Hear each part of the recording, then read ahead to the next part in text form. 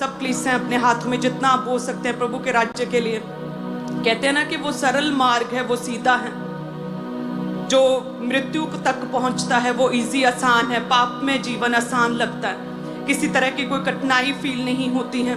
जो पाप में लोग हैं उन्हें कुछ भी अपने आप को प्रोटेक्ट नहीं करना पड़ता, अपने आप को कंट्रोल में नहीं रखना पड़ता है, बहुत सी चीज़ों को मनाही नहीं करनी पड़ती हैं।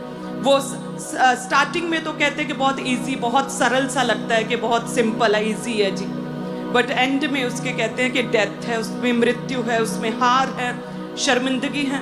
और परमेश्वर के रास्तों पर बहुत से वचन, जब कोई नया व्यक्ति प्रभु में आता है तो वो कहता है कि ये वचन कितना कठिन है, किस तरह से पाप से बचे रहें, कैसे ना हम आंखों से बुरा देखें, कैसे ना हम बुरा सोचें, कैसे हम अपने पड़ोसी से प्रेम करें, वो तो मेरे साथ इतनी लाग डांट करता, कैसे प्रेम करूं, ये कैसे पॉसिबल है कि मैं माफ कर दूं।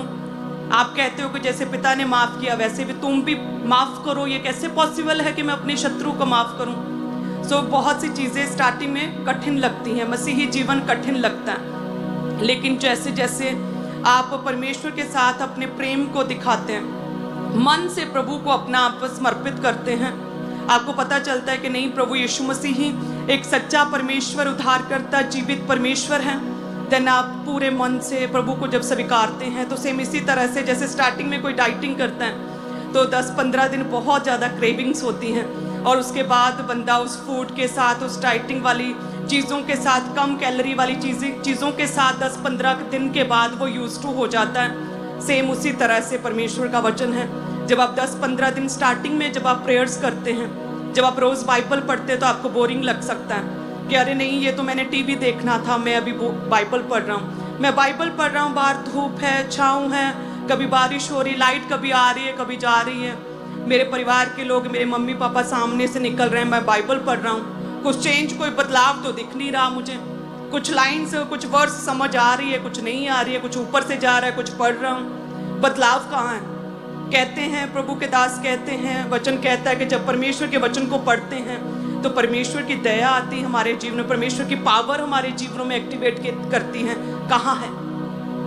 इसी तरह से सेम आज से 12 साल पहले मैं किसी चीज़ से परेशान थी, डिस्टर्ब थी घर की प्रॉब्लम्स की वजह से, तो रात को नींद नहीं आ रही थी, तो मैं उठी, अपनी बाइबल को पकड़ा मैंने और मैं बैठ गई। रात को बैठी 11 बजे 12 बजे और बाइबल पढ़ रही थी, पढ़ती जा रही थी, पढ़ती ही जा रही थी, लेकिन कुछ बदलाव दिख नहीं रहा था। उस समय ऐसे ही लग रहा था क्या अभी भी प्रॉब्लम्स हैं, अभी भी वो बीमारियां हैं, घर में वही तंगी है, खटी है, कुछ चेंज तो हो नहीं रहा। क्योंकि परमेश्वर का वचन कहता है कि जब हम प्रभु के वचन को पढ़ते हैं, परमेश्वर का जीवन हमारी लाइफ को उसी समय कनेक्ट करता है, प्रभु का आत्मा कनेक्ट करता है, वचन में जीवन है। प्रभु ने अपने वचन को अधिक महत्व दिया, जो चलो पढ़ते हैं, पढ़ती रही 8 घंटे लगातार पढ़ती रही, कुछ बदलाव तो लगा नहीं। एंड में सुबह 8 बजे मैंने आमीन किया, फुल नाइट प्रेयर करके, फुल नाइट बाइबल पढ़ के, एंड देन उसके बाद आँखों से तो मुझे कुछ भी बदलाव नहीं लगा, लेकिन स्पिरिचुअल रेल्म में, आत्मिक जो क्षेत्र है ना, जो हमारी आँखों से, नंगी आँखों से हमें दिखता नहीं है, ये संसार से परे परमेश्वर के रेल्म में आत्मिक रीति से परमेश्वर उसके दूतों के बीच में बातचीत मेरे विषय में शुरू हो चुकी थी। वो एक्टिवेट हो चुके थे दूत मेरे लिए, मेरी ओर परमेश्वर ने तब देखना शुरू कर दिया था, ध्यान लगाना शुरू कर दिया था। मेरे विषय में जो परमेश्वर ने योजनाएं लिखी थी, सोची थी, प्रभु ने उन्हें ढूंढना शुरू कर दिया था। उन पन्नों को प्रभु ने अपने हाथों में पकड़ लिया था जो मेरे लिए योजनाएं थी। मैं धरती पर बैठी बाइबल पढ़ रही, मुझे 8 घंटे कुछ भी लगा नहीं, लेकिन क्या हुआ, स्पिरिचुअल रेल्म, आत्मिक क्षेत्र में परमेश्वर के दूत एक्टिवेट हो चुके थे, उसकी योजनाएं परमेश्वर ने भेज दी थी मेरे जीवन में। और कुछ महीनों बाद परमेश्वर ने मुझे इस विजन में, इस मिनिस्ट्री में चुन लिया था। वो फर्स्ट नाइट थी मेरी, हालेलुया।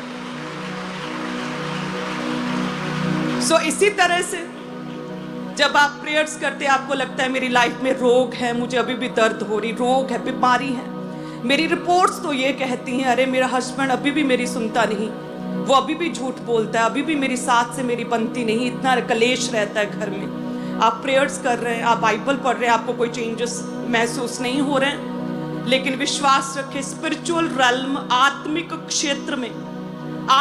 क्षेत्र में क्या हो रहा है? बदलाव होना शुरू हो चुका है। सो जितने भी लोग प्रेयर्स में हैं, वचनों को पढ़ते हैं, रोज बाइबल रीड कर रहे हैं, पाप से दूर रहते हैं, जितने भी लोग वचन को लगातार फॉलो कर रहे हैं, लगातार कंटिन्यूटी बनाए रखें, लगातार प्रेयर्स करते रहें, लगातार वचन को पढ़ते रहें, रोजों में रहें, उपवास रखें, चर्च आना कभी भी छोड़े ना, पवित्रताई में बने रहें। जो आत्मिक क्षेत्र में परमेश्वर ने आपके लिए बदलाव करना शुरू कर दिया है, आपको जमीनी लेवल पर आपको वो बदलाव दिखेगा अपने जीवनों में।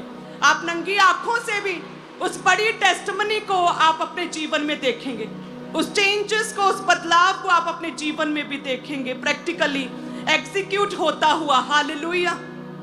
सो इसीलिए क्या करें, प्रभु में बने रहें। कई बार लगता है अरे पेन है, मैं क्या कह रहा हूँ प्रभु, तेरे कोड़े खाने से मैं चंगा हो चुका हूँ, लेकिन बीमारी वही की वही है। प्रभु तेरी सच्ची शांति मेरे जीवन में बनी रहे। परमेश्वर शांति का दूत है।